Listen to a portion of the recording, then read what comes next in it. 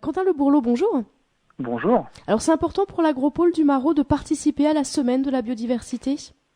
Alors oui, c'est très très important pour le coup pour nous. On a un tiers-lieu qui a vocation en fait à promouvoir un petit peu une biodiversité et puis une activité agricole saine ou un jardin responsable, ce genre d'activité. Et du coup, ça nous tenait à cœur de faire un événement accessible à tout le monde au niveau de la biodiversité.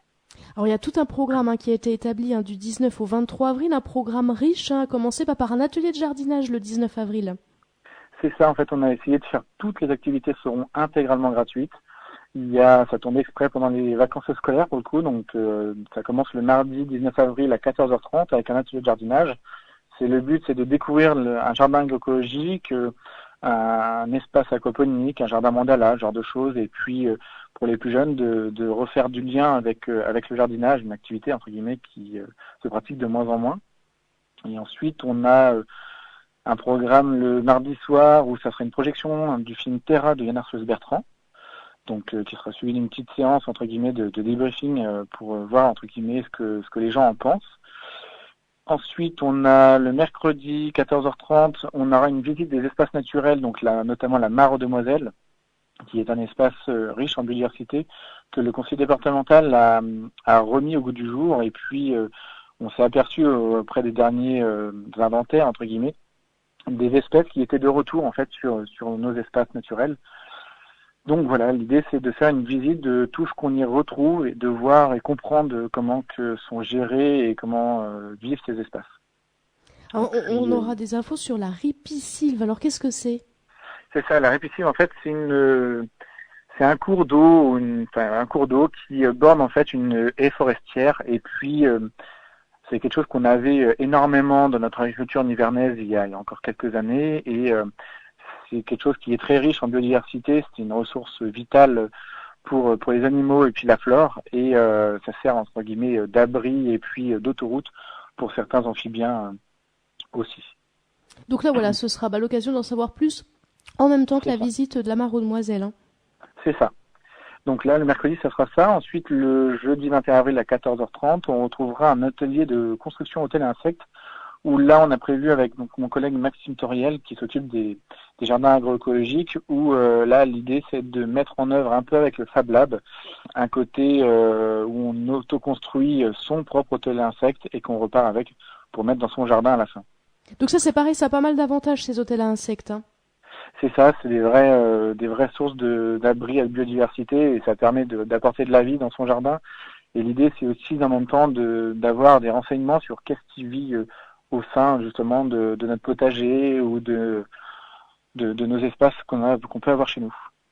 Très bien, alors on restera sur les insectes puisque vendredi soir, une conférence sur les coccinelles de Bourgogne est proposée.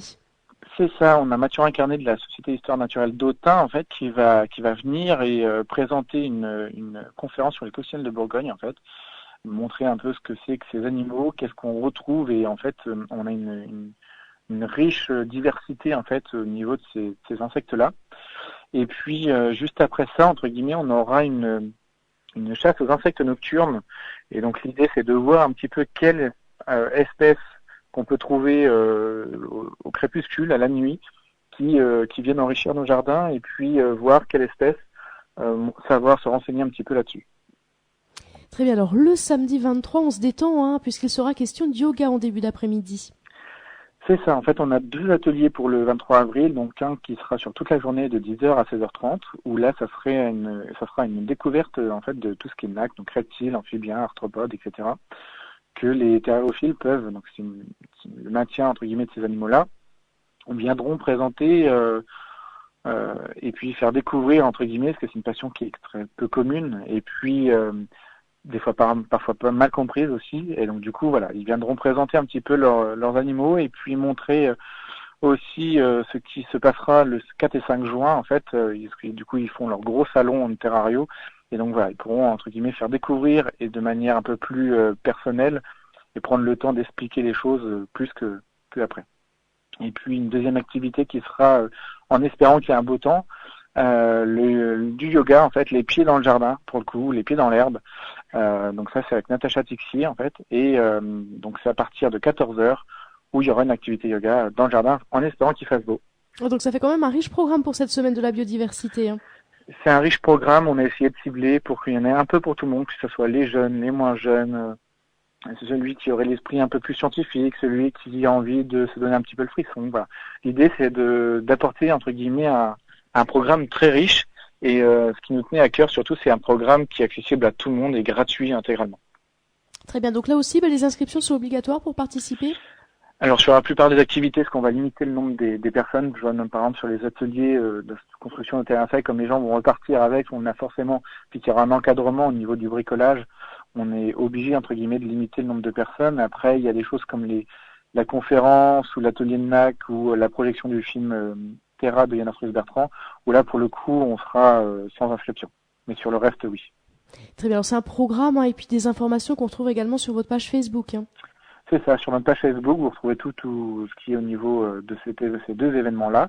Et puis sur notre site internet aussi, sur la page, sur la rubrique événements, vous retrouverez tout le détail en fait, et puis les modalités pour s'inscrire, que ce soit par téléphone ou par mail. Très bien, je vous remercie Quentin Le Bourlot. Que pourriez-vous dire peut-être pour sensibiliser nos auditeurs à la biodiversité qui les entoure? Disons que c'est le moment de reprendre goût à revoir une nature, à découvrir, à apprendre des choses. Ceux qui ont envie d'apprendre et de découvrir et qui ne sauraient pas quoi faire pendant leurs vacances scolaires, faut pas hésiter. Il faut venir à l'Agropole du Marot. Eh bien, merci beaucoup à vous. Je vous remercie.